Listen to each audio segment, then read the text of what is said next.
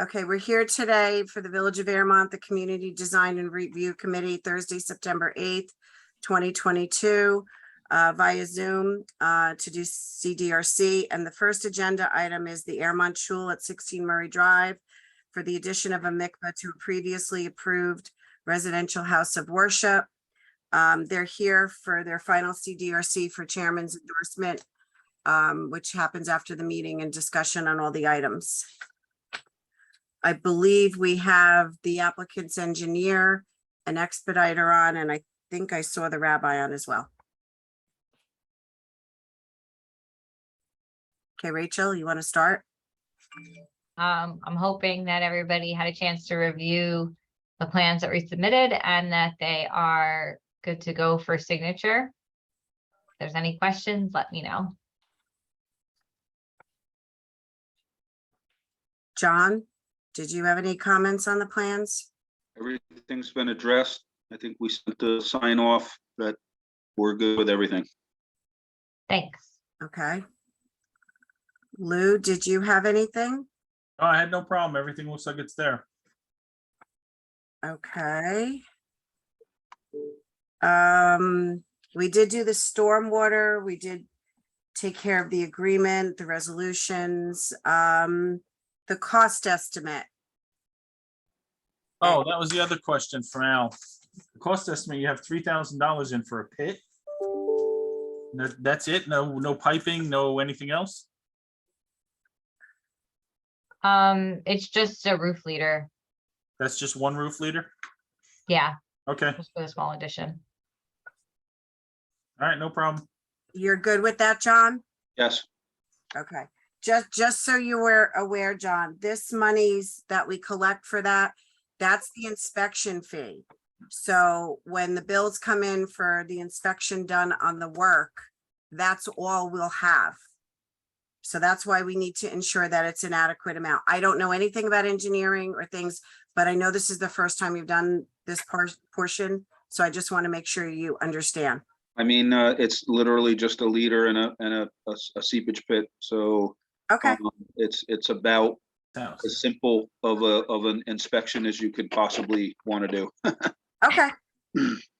All right. Fine. So all of that's been taken care of. The zoning resolution was in the packet, the planning resolution. I don't know if the attorneys have any comments. Divided by what they're used for. So the court keys run one ring and then all this other Lou, stuff. your mic's on. Lou, I'm muting you. I don't think the attorneys have any comments on this. So long as the village professionals are satisfied, I think we can wrap Okay. this up. Okay, so Rachel and Coleman, what happens next is I circulate an internal form that each of the consultants for the village sign off on. And I show that to the planning board chair, and I stamp the plans, and then I have them endorsed. And when they're done, then I need the rabbi to come, the owner of the property, and I believe it's Rabbi Lowe. He'll have to come and sign them all, and he gets one copy, and then I distribute the rest of them. Town of Ramapo, 911, engineer, planner, etc. Okay, Perfect. Sounds Thank you. good. okay. Thank you so So, much. I We'll be in think touch. that's everything we needed. Thank you. Thank you. Have a great day. All right. The next application on the agenda is the Cherry Lane Hatzalah at 227 Cherry Lane. It's the proposed Hatzalah EMS with a preliminary site plan. And It's me again. oh, it's Rachel again. That's right. Okay. And then I don't know if Mr. Silberberg is on. I don't see him. So the application is for, I don't know. So in case anybody's not familiar, Hatzalah is an ambulance corps that services the area. And even though I think they're religious in history, they service anybody. It's not like they only service Orthodox or Hasidic Jews. They service anybody. And as the population grows, they are looking to move into different communities so that they can service additional people. And they are looking to construct an ambulance garage at 227 Cherry Lane, so that they can now service additional area, more people in this area. The facility is proposed to be a 4,500 square foot facility with 3 garage bays, and some small office and storage area. There's going to be 2 20-foot driveways that would allow the separation of the entrance and the exiting traffic so that they're not conflicting with each other. And in particular, that's important when they're in an emergency response situation, so that they're entering from the north and exiting through the south. They will keep 3 ambulances at the facility, and then they're proposing 10 parking spaces, which would be enough for the service members. And usually for the 3 ambulances, they said that there's usually about 2 people per ambulance, which would only be 6, but this gives them the extra in case people are coming and going. They are going to be requesting variances, but again, this is something that's kind of a benefit to the public. I don't know if you see, do you want me to share the screen with the map, or Yeah. I don't know? Yeah, let me give you the permission, and for the public, the new attorneys may not realize this. This was before CDRC in February, but it was a different. It Sorry, wasn't yeah. an So expediter, and it was a um, completely different engineer, and I think the plans were slightly different. the plans are probably pretty. Well, we didn't have a close. site plan, put it that way. Okay, so originally, this project was with Leonard Jackson Associates, and Mr. Jackson has retired. And so we will be taking over the project. Okay, Um, yeah, it was a preliminary concept plan there. yeah, so now we've come in with the full set. So this is the site it's showing. It's actually across the street from the Central UTA property. But it is now going to be in a location that can service a good amount of the area. The driveway comes in, around, and out. The garage has the 3 bays here, so they pull in. There's going to be doors on either side so they can pull in and then pull out. And then this office space would be so that they can, combination of office and storage. I don't believe that they're looking to have it as like an ongoing office, but just for their administrative work that's required in conjunction with the ambulance services. And they now would be able to keep the supplies and everything that they need, keep a stockpile of the supplies that they require. So when the ambulance comes back in, they can clean it out and restock it before the next call. We've provided grading, drainage, erosion control, all those things.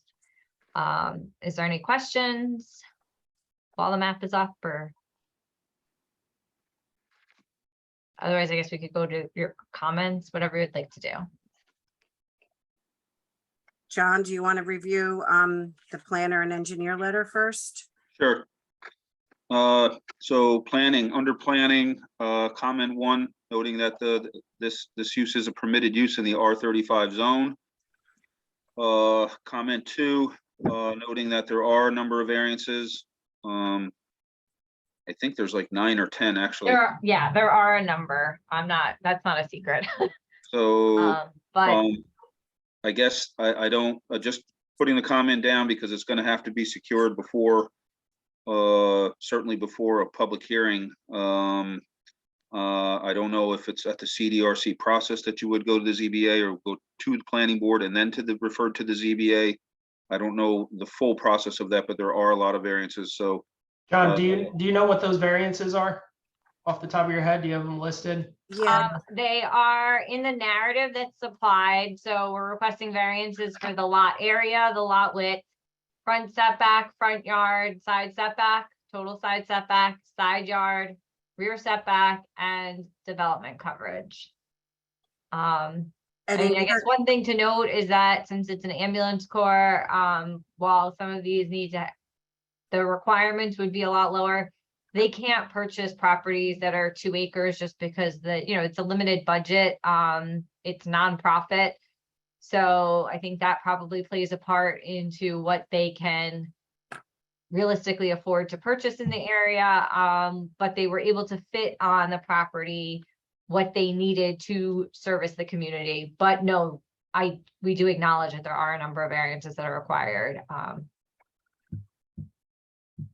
Okay, in terms of process, usually, once the CDRC approves the applicant to go to a planning board, the project is presented to planning board. The full list of variances are noted to the planning board. They would do their secra portion and then refer it to zoning. Then they go to the zoning board to secure their variances. If they receive them, they go back to planning for final site plan approval. If they don't, then it will depend if they change the project based on what happens in the zoning meeting. Okay, that's what I thought the process was. So just noting that comment, and it probably will appear a few more times just to make sure nothing slips through the cracks, because that's a pretty big ticket item. Okay, Comment 3, the EAF is acknowledging that this is within an archaeological sensitive area, so we're asking for a SHPO review or SHPO sign off that no further site evaluation is required, or if there Okay. is, what needs to be done. Comment 4 on planning talks about the EAF has indicated that this site is within a wetland and or water body, but we don't see any shown on the plan, so. I we think ask- that it's referring to across the street on the central UTA property. Okay, They have a water body there, and I believe it's referencing that because it's not on this property. But Okay. there's we're not impacting it or disturbing it. But it's okay, not so on the site. usually if that's the case, then in the EAF, under the wetland delineation or the wetland where the mapper automatically checks yes. Yeah. We just add a line item that it's on the adjoining property, not this property. Okay, that's fine. Yeah, Okay. it auto-populated it. It wasn't for me. Comment 5 is, it's been the board's policy, most boards' policy, and I believe this board as well, that when it's a commercial site plan that we require a long form EAF, not a short form. Comment 6 is just noting that this will be an unlisted action under seeker. So if and when we get to a point of a seeker resolution, we'll prepare a seeker resolution form for review for the planning board. So comment 7 and 8 is just regarding landscaping, and we took a look at the landscaping. I'm not quite sure if there's things that are existing that are being removed, or it looks like maybe some trees and shrubs are shown like in the pavement area. It doesn't Okay. really show them to be removed, but we're asking I'll if try you to could clean it provide up. a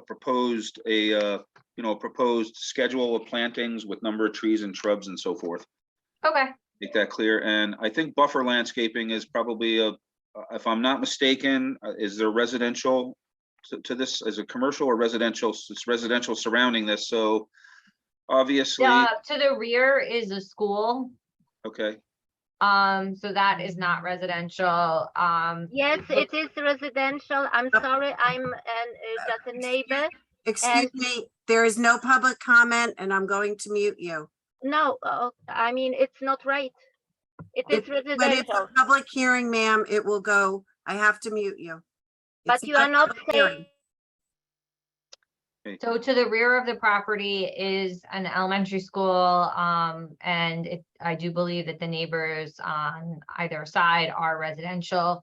And across the street is Central UTA of Muncie, which is the school.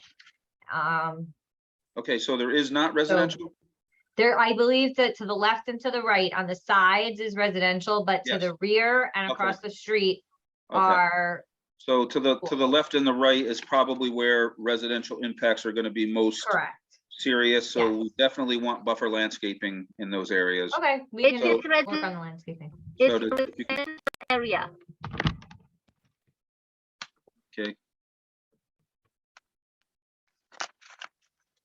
I guess she's muted now, so I keep muting her. she will have an opportunity to speak at the public hearing. Yes, when Uh, it goes to planning board, there will be a notice and a formal public hearing. CDRC is a committee meeting. There is no comment from the public at all. Thank you.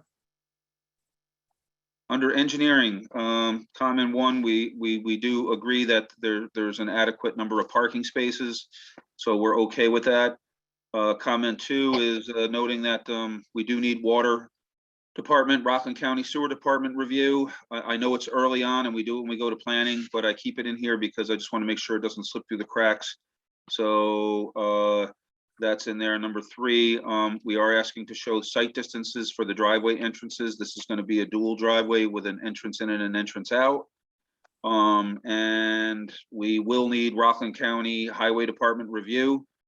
This is a county highway, and so there are concerns, I believe, with the amount of traffic that's on that road and how ambulances are going to get into and out of the site. So they definitely are going to want to review this.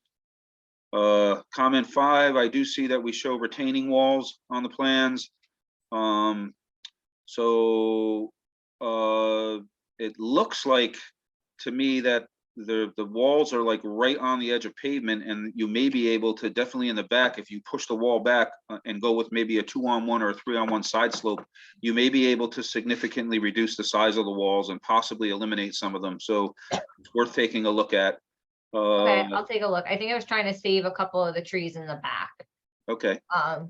To take a look at that, you generally want to try to keep the retaining walls as low as possible. If it's a tree, I think we could always. Yeah, I think I was trying to propose save another some one. trees on the back and along the northern property line, but I will take a look.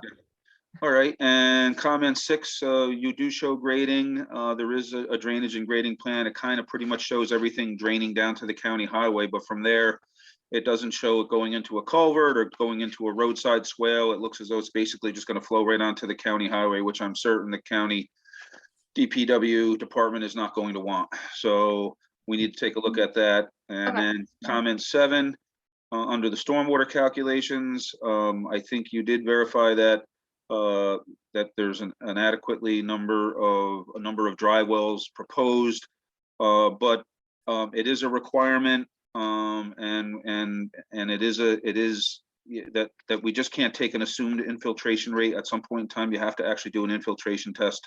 I seem to get a lot of complaints from consultants about this, but they're not that difficult to do, and it confirms that in fact the soil has the ability to infiltrate from the stormwater. Otherwise, the dry wells just back up with water and water ends up ponding. So Yeah, it's- we have no objection. We just wanted to kind of get the process started and make sure that everything is rolling. all right, and then comments 8 are just referring to some general storm erosion sediment control. I think you show the detail, but you don't really call it out on the plan. A soil stockpile area, limits of disturbance, typical things that we ask for. You do have silt fencing on the plan, things associated with erosion and sediment control that needs to be tidied up a little bit. And then I guess comment 9 is whether there's going to be a lighting plan. I don't know if you're doing like wall packs on the building or whether you're going to actually have lights, but I think we need something there so that certainly when the nighttime calls come in, that there's the ability to actually get in and out of the building without tripping. Okay, sounds good. So that's pretty much our comments at this time. Okay, thanks. Lou, the comment from Corey, did you have any comment on that from the fire inspector? He Fire said- inspector had a comment about the fire zone striping and signage should be shown on the site plan. The only sign that was given was on the details page. I had several comments because your narrative says it's a 4,500 square foot building, but the drawing claims it's 5,600 square feet. And I don't have any building plans to say what's in there on the mezzanine. Oh, I think it says that it's a total floor area of 5,600 because the footprint is 4,200. But then there's a mezzanine in a portion that's another 1,400. So the total floor area is 56, but the footprint's 42. Okay. That's fine. And the other question I had was with the retaining walls in the back. Am I reading that correctly? Are those retaining walls 7 feet high?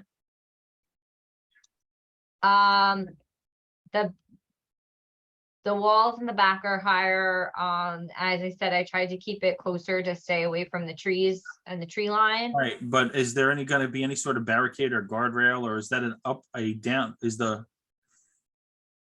Where the parking is lower, then the wall And the goes up to wall. the parking lot? Okay. so they're gonna, Couldn't yeah, tell based on the numbers which way it was going.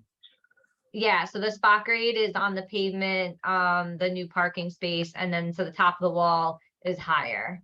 Mhm. That's it. Okay. Thanks. And then there was a letter from the Tolman Fire Department dated September 5th, received today. They're basically recommending a traffic study, not just for the capacity of Cherry Lane, but to take into account the school bus traffic from the adjacent Cherry Lane School and nearby UTA of Muncie at 236 Cherry Lane, which is across the street. And they did say that the fire truck turning plan is satisfactory. That was something that wasn't on the plans, the concept plan previously. They just would like a note in drawing 8 or a letter for their records from you. Okay. And that's everything that I have. I don't know if anyone else has any comments. Yeah, the issue of the traffic study probably is going to be the decision of the county Mhm. highway department, because they're the one that's going to ultimately approve these entrances. So as the village engineer, I think we would defer that to them as to whether or not they feel a traffic study is necessary. Sounds good. Would- Thank you. Okay.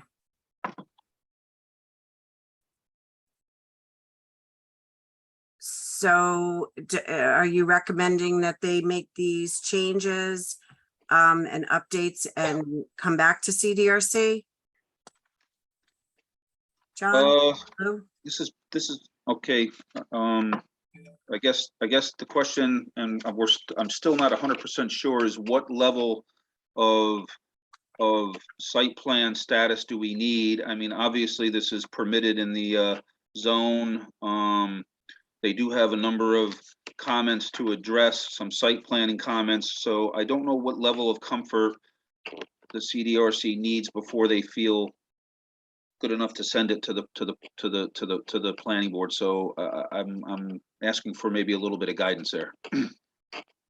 So if I can hop in, the CDRC can give its opinion as to whether or not the application is sufficiently complete enough to move it to formal review at the planning board stage. I don't think there's a specific, threshold, but based on the comments that the village professionals have issued today, I would say it's not necessarily in a position ready enough for formal review. Johnny can correct me if I'm wrong, and Lou, you can as well, but it sounds like there's a lot that can be done at the CDRC stage before it actually gets to the planning board. So ultimately, that's up to the CDRC. Lou, any comment? What would your opinion be? I tend to agree. I think there's a lot of questions still here, hanging here. Okay, I mean, I don't know if we have to formally get them to planning to recommend them to go to the ZBA, but if they want to, I mean, is there some way to start the ZBA process before? Usually the planning board will refer it out to the ZBA, right, Suzanne?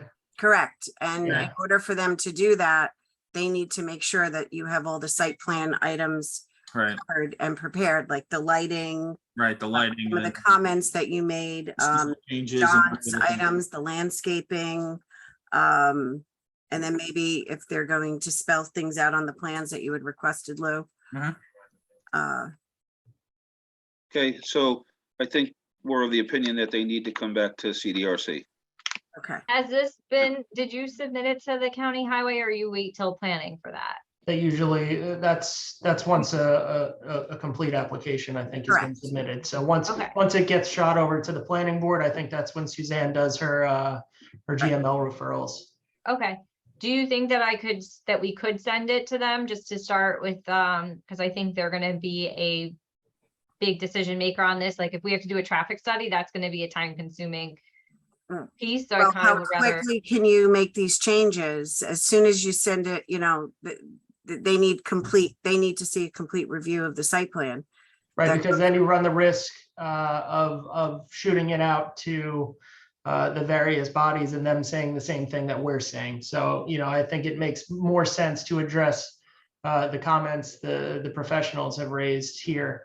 And then, you know, Suzanne can possibly send it out for Okay, general so review. when we resubmit this, you'd be able to send this to County Highway. I mean, the other agencies are like the sewer district, you know, a lot of those are gonna be, you know, more of the standard comments, but obviously in this one, the County Highway plays a bigger part than, yeah, Right. some of the others. Right, that's why the submission for planning board is about 5 weeks before the meeting, so there's adequate time. Okay, and then do you offhand know the, submission date for the next? Yes, CDRC? yes, it's September 20th for October 6th. It's Thursday, October 6th due to Yom Kippur and so Okay, and you said it's September 20th? September 20th is the deadline. Yes, Okay, for October 6th CDRC. okay, Okay, thank you. you're welcome. All right, with that, Thanks, anything else? not for me. All right, I think we got it. Okay, Thanks. all right, thank you. Thank you. The next application is Bye. for Northeast Softball LLC at 349 Spook Rock Road for a proposed softball facility requiring a special permit. And they submitted a proposed layout plan, and I think we have Joel on from them. Yes. Hi, Joel. Hi, how are you, Suzanne? Yes, so we're proposing, we signed a lease back in June. Turn basically warehouse space into 2 pitching lanes, 2 hitting lanes, and a small strength area. We were told at the time that we did not need a special use permit. So that is something that when we applied for building permit about a month ago, we found that out. So we are a little under the gun because we were hoping to get started by October 15th. The facility is geared at children from 8 to 18, which means basically after school. So our times are going to be opposite to the times of the industrial park. We'll be doing individual training from 3 to 5, and we'll have some team training from 5 to 9. But you know, from a parking perspective, that should not really be an issue since most of the industrial park should be fairly empty from 5 to 9. We're doing some very minor construction to convert the warehouse space into a softball only training facility. Is that construction internal or external?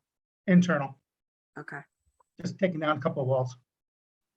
And I have my architect, Rich Jacobs, here as well with any questions, and we can show the plans as well. do you want to share the plans on the screen to show everybody? I can do that, yes. All right, let me just, whoops. Sorry, I hit the wrong thing. Okay, you have permission to share. Okay. Can everyone see that? No, Share screen. There we go. okay. All right. Rich, would you like to walk them through it? Surely, exactly. There's an existing entry from the exterior into the existing warehouse. On the lower man door entry, there's some offices that are there that are going to get modified. The dash lines are removal of proposed existing walls that are coming out. The red lines are proposed new wall construction. And basically the different hitting and pitching lanes are basically going to have just some netting coming down from some cables supported from the ceiling, just to segregate and have safety between softball players, whether they're hitting and pitching and things like that. There's going to be a gym on the right side. There's an existing garage door that's presently there. You're going to have a small workout gym for strength training and whatnot, agility on the right side. There's an existing kind of U-shaped staircase from the man door on the outside that goes upstairs to an existing office area. We're going to modify that second floor area just to make it a little bit smaller. It'll be maximum of 330 square feet, possibly a little bit less. So that complies with buildings with one exit in this type of use group with a distance of 75 feet less travel. So just one staircase is needed for that particular second floor. basically all internal construction, nothing on the exterior, maybe just some signage that Joel's gonna put up for Northeast Angels. And I think this is a perfect application for this particular, industrial site.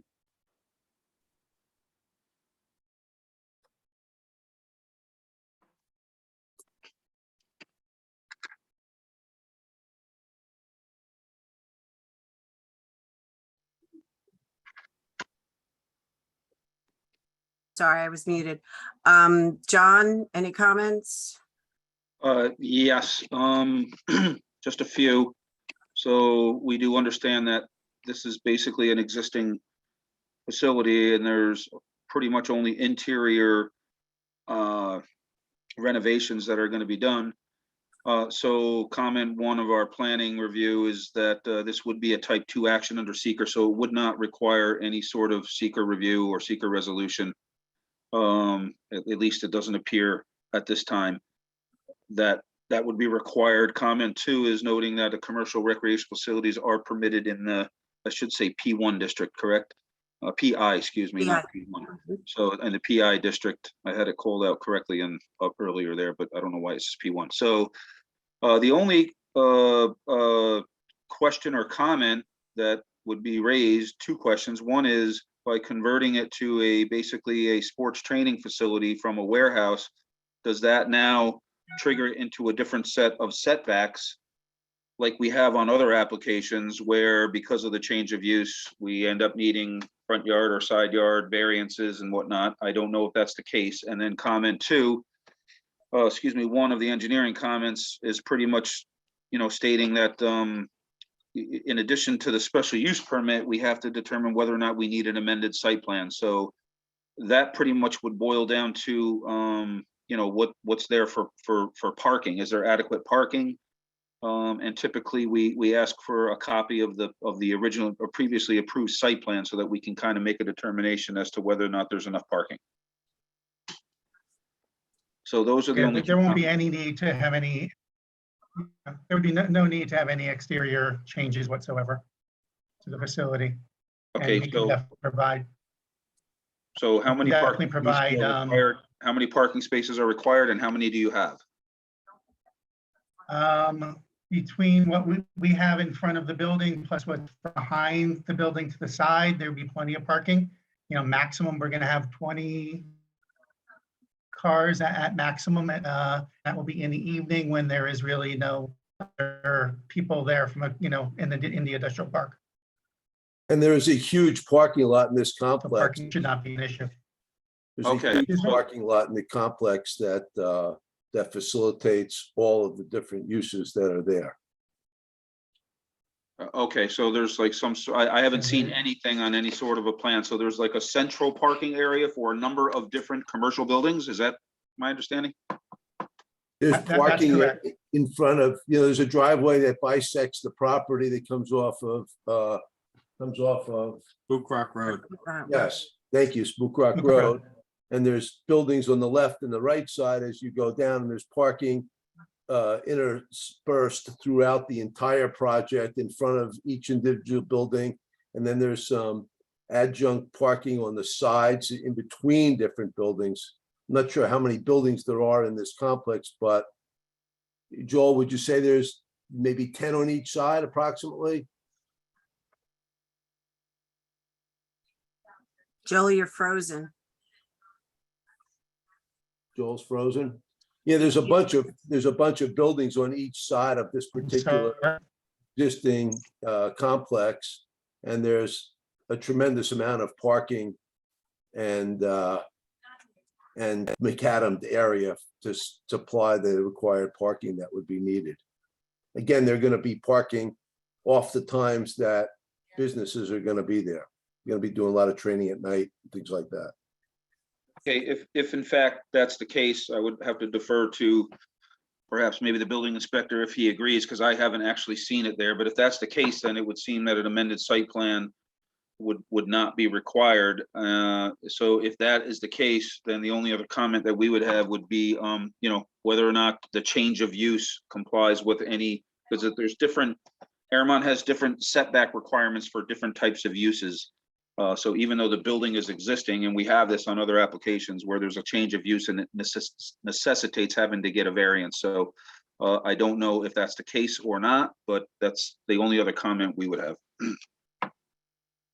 Yeah, actually, I'm gonna head out today and go take a look at the site, because there's 6 to 8 parking lots in front of each building, parking spaces, and the additional parking lots are interspaced every other building. So I don't know if there's one close to this building or not. So I'm gonna have to go out and take a look. And he's correct. The additional parking spaces hold 10, 15 cars. Some of the bigger ones hold 20, 25.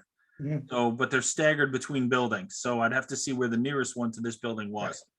Yeah, Okay. there's one, it's about 15 or 20 feet from the building. And they are interspaced on either side of the building, so there's some additional parking to the left of the building, to the right of the building, in front of the building. And it is an existing building on an existing site that's been there for many years, so hopefully we'd get would not need to get a variance for setbacks on an existing building with, a change of use. That would be a little difficult anyway. It's a condo.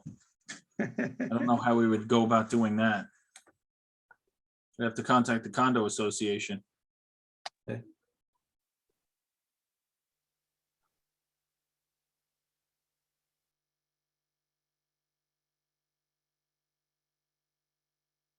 I also had some additional comments. What are we doing to protect the sprinkler system in this building? There's a central runner that runs down the middle with legs that drop off for the sprinkler heads. Now we have a sprinklered batting building in another part of Airmont, and we constantly shear off sprinkler heads by people hitting them.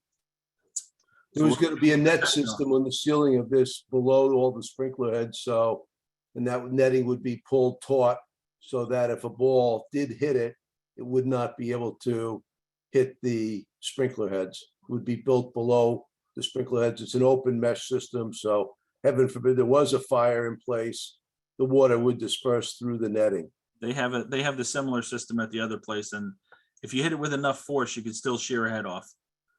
Well, if they place the netting too close to the sprinkler piping and whatnot, that would be the case. We would propose to have the netting below so that it would not be able to flex up and hit the sprinkler head. Okay.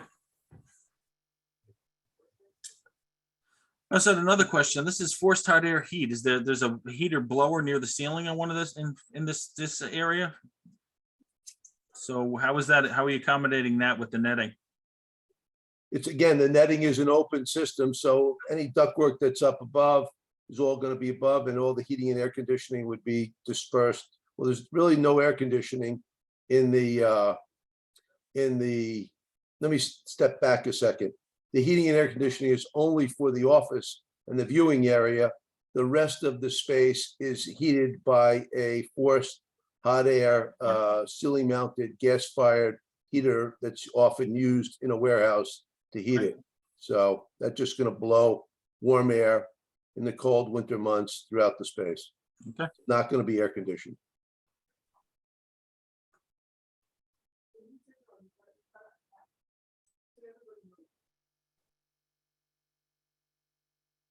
So Lou, if you're going out there today, do you guys still want the amended site plan? I explained to him before the meeting, he has to fill out a FOIL request for me to pull it.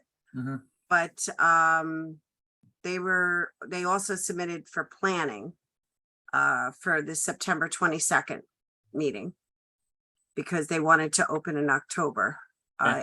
So Suzanne, the application's already been submitted? It has been submitted and it has been sent out to the agencies and for a GML. Okay, so then the planning board has to have a hearing on it within 62 days from Correct. the date of the submission. Yes.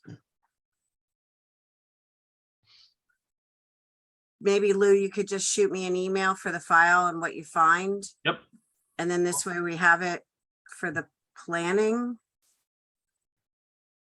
Well, Unless you, it's submitted for planning, but the worst case scenario could be for an informal, but I don't know what to, that's all for you. I'm gonna have to look up the requirements for a commercial recreational facility to see how much parking is required. Believe it's based on square area, which is a problem in this case because that's a large square area. So it's, if we need, and actually it's the way it's divided, they shouldn't have more.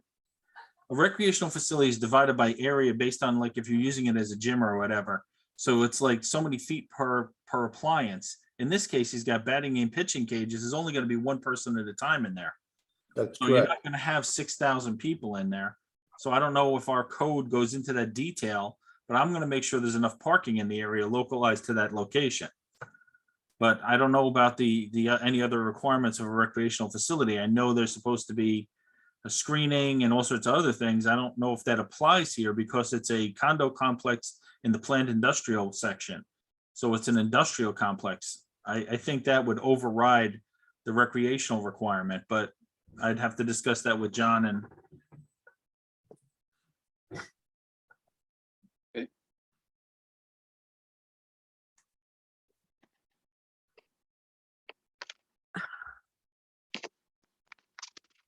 Okay. Yeah, so again, it's up to John and Lou where you guys feel this should be headed at this point. The planning board just has to be aware that they're on a time clock now that the application's already been submitted. And would that be for a formal, or, I mean, it was submitted for formal rather than informal, but I don't know if they feel it should be changed to informal, and can we do that? Steve, what are your thoughts?